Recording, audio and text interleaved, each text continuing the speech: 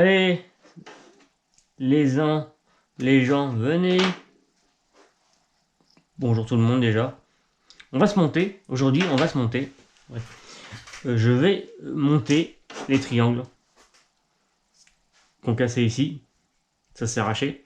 On va se monter le triangle sur le MP9. D'accord.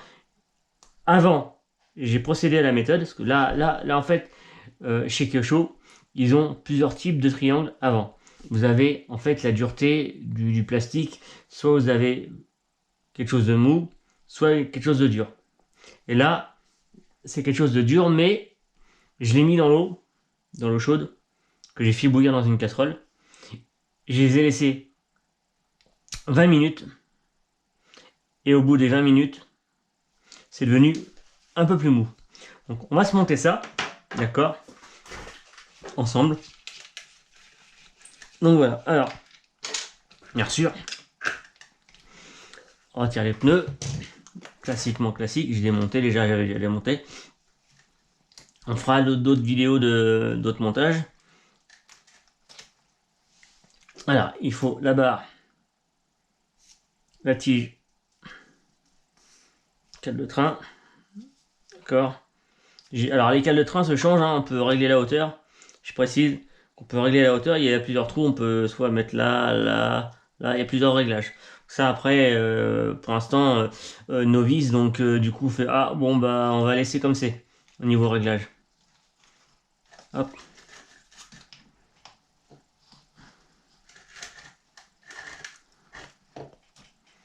Alors je vais en monter qu'un, c'est ballot, mais je devrais monter les deux.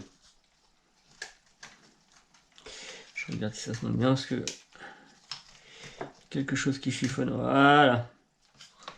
Parce que l'autre, faut démonter l'autre, sinon. Et l'autre, en fait, il faut démonter plein de trucs, plein de pièces. Alors, donc ça m'a l'air d'être monté. Presque monté. On va prendre ce qu'il faut pour visser ça. Hop.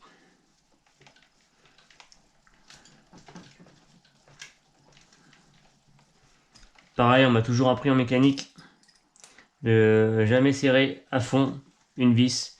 Toujours approcher et faire l'autre, regardez. Du coup, voilà. Ça n'est pas dedans.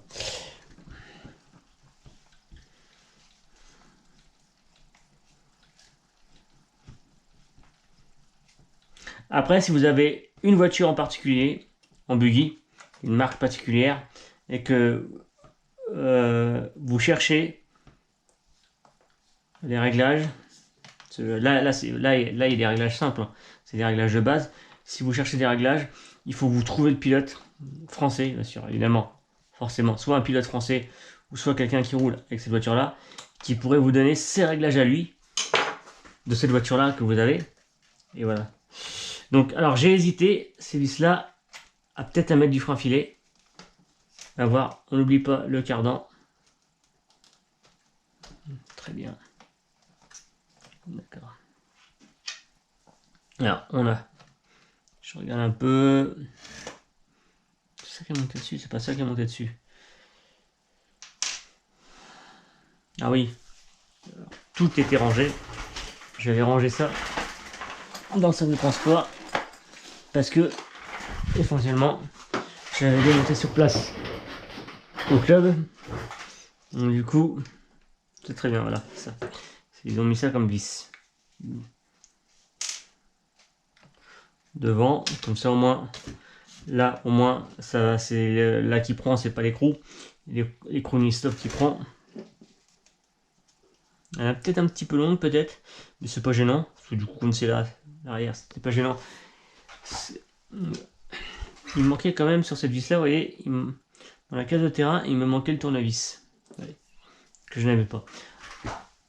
Je n'avais pas un tournevis plat sur moi.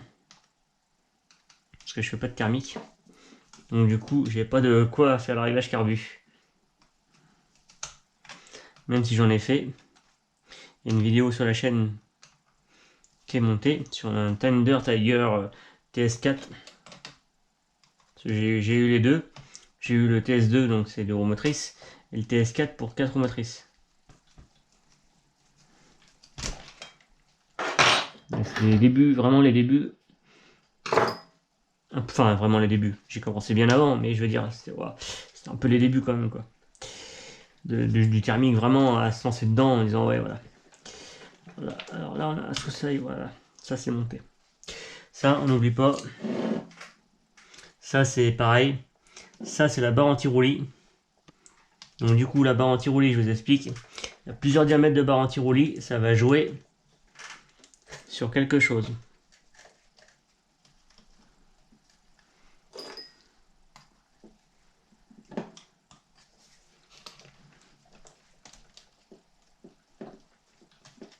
Voilà. Bah, il y a un diamètre sur la barre anti-roulis. Et il y a quelque chose qui se passe. Par contre, la cale de train, waouh, j'ai l'impression qu'elle est... Il y a un problème dans la cale de train. On va revoir ça.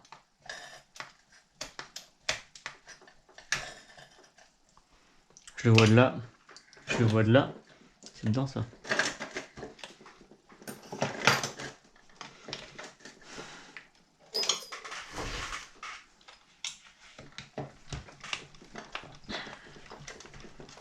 Ouais, il fallait refaire un coup de serrage.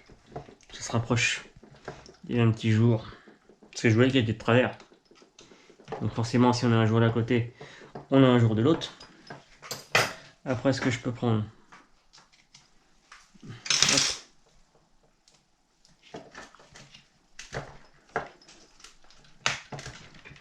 Et là, on a senti le clac. Ça a revissé encore un peu. Ouais. Voilà. Ça a inséré comme un Brutus. Bah là en fait, c'est vite fait. D'accord. Ensuite, on a le réglage. Là, on a juste l'amortisseur à monter. Donc c'est un clou, comme ça. Et dans le clou, là, il y a une petite fente, parce que vous allez voir, et qui permet de mettre une BTR derrière. Une vis sans tête. Que j'ai là. Que j'ai ici. Et il va me falloir...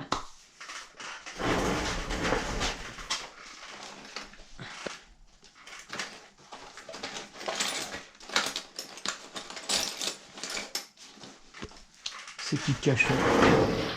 Voilà. Le petit tournevis qui va bien pour régler la butée. Alors là, cherchez pas, il y a très peu de réglages parce que ils ont estimé que c'était bien. Non, ça me plaît pas. Ah mais lui, il a été trop... il est mort, lui. C'est mort. Il a plus de... Enfin, il est mort. Ouais.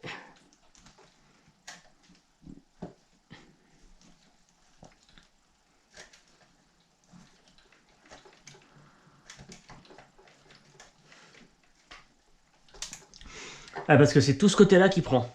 Ça va comme ça. Donc ça arrache tout comme ça. Quand ça tape. Donc c'est soit c'est un côté... Voilà. Bah, pour l'instant tout est bon. J'ai juste une petite vis à remettre. Je vais peut-être mettre du coup j'ai dû la perdre en fait le terrain. Je sais pas si j'en ai. Ah, hop. Ça va être très important. C'est celle qui maintient le sol cerveau. La bête est là. La butte est bas. Ah putain.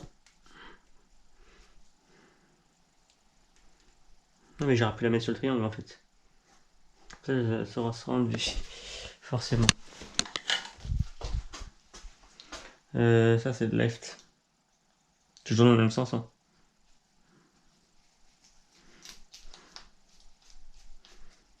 Voilà. C'est encore un peu.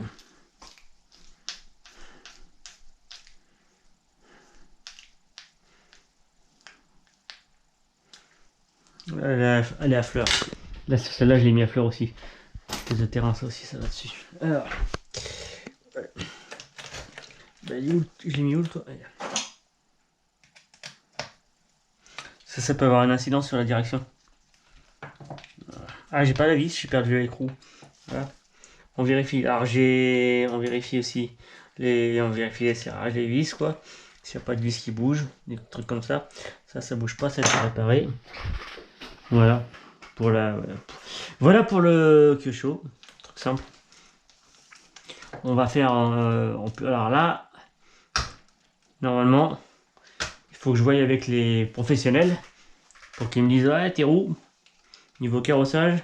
S'il faut que ça rentre à l'intérieur, s'il faut que ça se couche encore plus, parce que j'ai changé la biellette qui est là. Du coup, mais la biellette qui est là, en fait, elle va changer parce c'est pas la bonne dans un sens, parce qu'elle est droite normalement.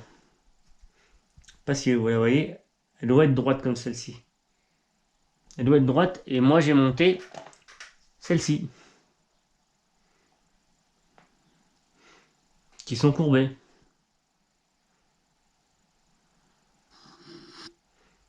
Et en fait, celles-ci, elles vont à l'arrière. Et comme j'en avais pas, du coup, parce que du coup, moi, c'était trop court, en fait, ça se barrait, clac. Donc du coup, ce qui s'est passé, c'est que j'ai dû mettre cela, provisoirement. Mais j'ai acheté ça, mais il manque les boules qui vont dedans, les boules de direction, qui va vous servir à vraiment, à pas que la chape soit usée par la vis. Donc du coup, ça va vraiment rouler comme une boule, ça va rouler.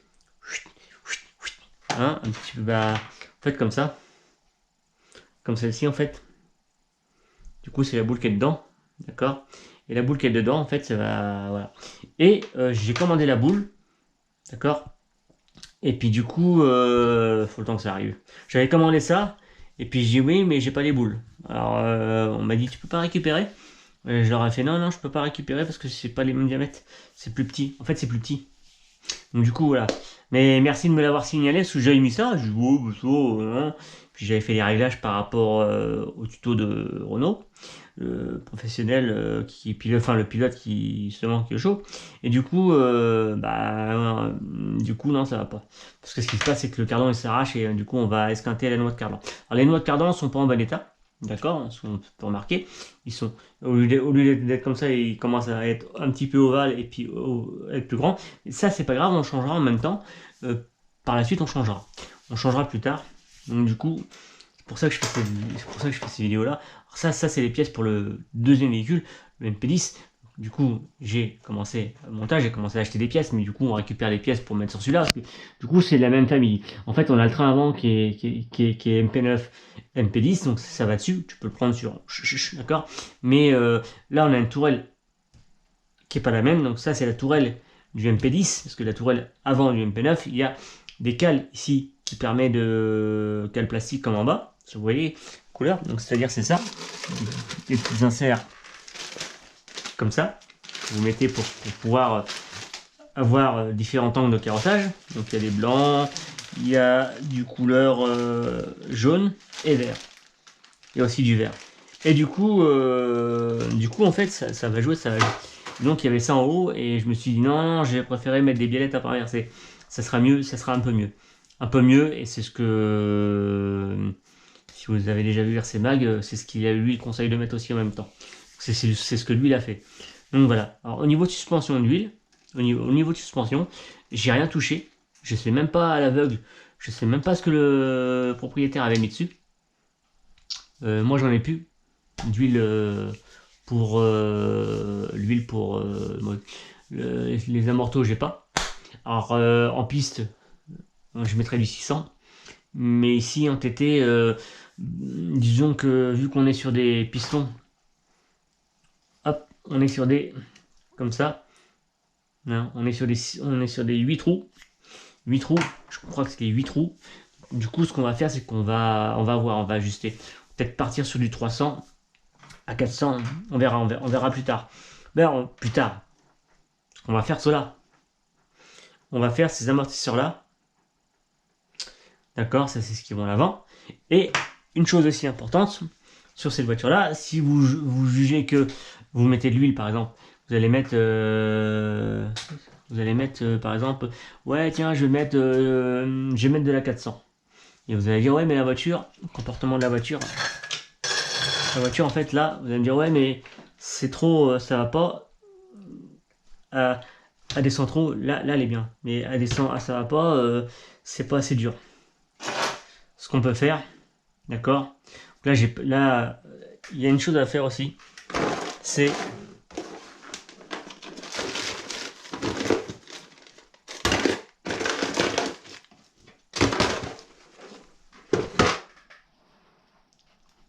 les ressorts. 1, 2, 3 ressorts. D'accord? Les ressorts sont pas de la même couleur, d'accord? On peut voir là, ils sont pas de la même couleur, d'accord? On a un vert un petit peu vert, on a un bleu et on a un noir. Mais ce que vous allez voir, c'est que quand je fais ça jusqu'au bout, est-ce que je peux le faire jusqu'au bout? Celui-là, j'y arrive. Donc il s'écrase, il est mou, mais voilà. Celui-là, est-ce qu'on va essayer de le faire jusqu'au bout? Ah oui, il est un peu dur aussi. Et celui-là aussi, donc il y a une dureté en fait, vous allez voir, il y a une dureté, celui-là il va facilement. Hop, celui-là est un peu dur, celui-là est plus mou, et celui-là, boum, il est parti à l'as.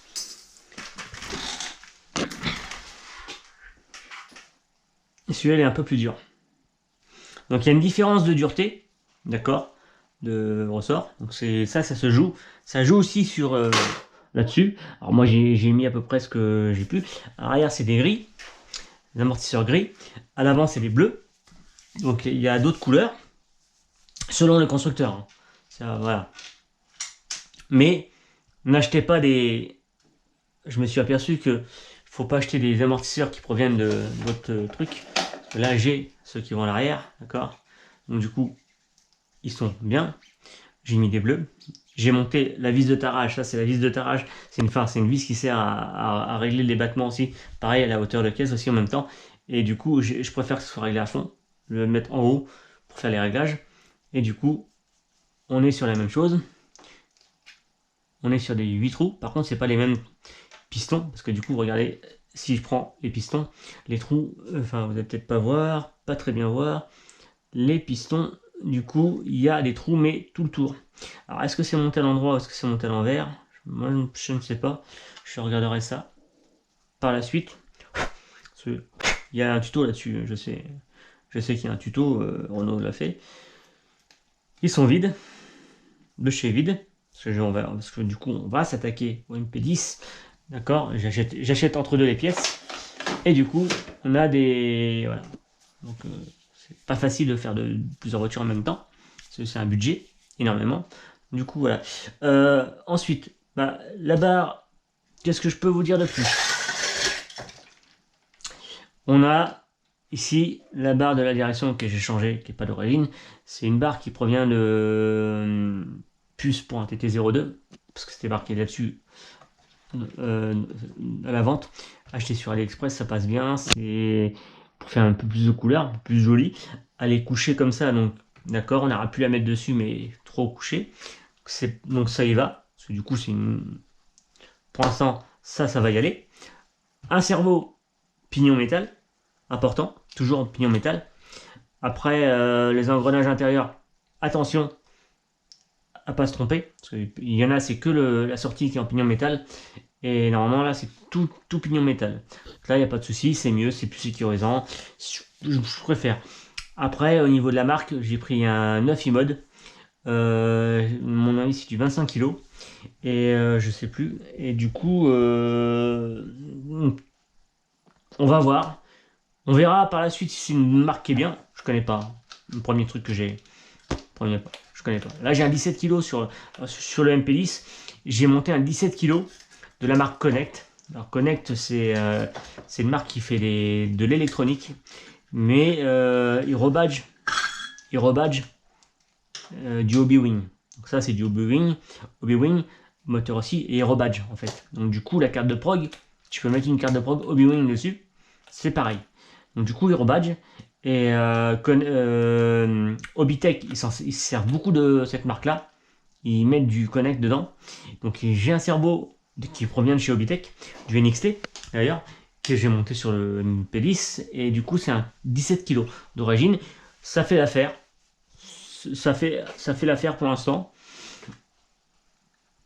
Le peu que j'ai roulé, ça a fait l'affaire. Là on verra ce que ça donne. Je vais pas mettre de marque trop genre style Savox, parce que du coup tu dis ouais c'est pas terrible ou bon c'est une marque qui est chère et tout le monde, quasiment beaucoup de personnes mettent ça et pour l'instant j'ai pas la nécessité de mettre ça parce que si ça y va ça va. Le problème qu'il y a c'est que en fait quand tu veux faire de la compète c'est que tu vas aller sur différents types de terrains donc en fait il va falloir avoir beaucoup de pièces pour changer les réglages.